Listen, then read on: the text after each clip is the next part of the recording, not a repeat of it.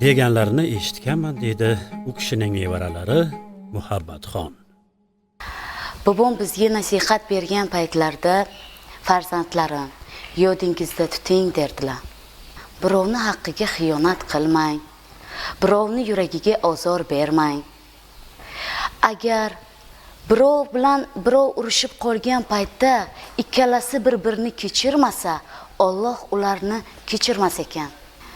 Qo'lingizdan kelsa yaxshilik qiling. Yomonlik qilgan bo'lsa ham yaxshilik qiling der edilar. Bobom bilan bog'liq bir voqeani sizlarga so'ylab bersam. Hovlimizda maraka qilish arafasida edik. Tayyorlayotgan taomimiz 10-15 kishiga yetarli edi. Kutilmaganda to'satdan mehmonlar kelib qoldi. Shunda shosha-pisha bobomga borib, "Bobojon, taomimiz 10-15 kishiga yetadi. Nima qilamiz?" deganimizda bobom qazon boshida keldilar-da, taom haqqiga duo qildilar.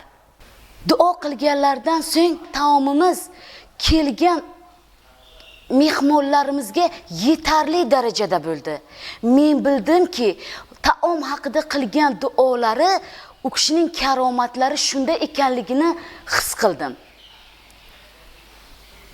U kishining uylariga kelib ketadigan odamlar faqat duo qiling deb aytishlar bejiz emas ekan. U kishining mana shu xislatlari duolarda ekanligini o'sha paytda anglab yetgan edim. Biz shunaqa kishilar farzandi ekanligimizdan faxrlanaman. 1991-yillarda Kogon tumanida joylashgan Xo'ja Kabul Axbor Vali ziyoratgohi juda ham xaroba ahvolda edi. Tesha bobo dushanbelik muridlari Amirqul Sharipov bilan birga shu ziyoratgohni ta'mirlashga kirishdilar. Mustaqilligimizga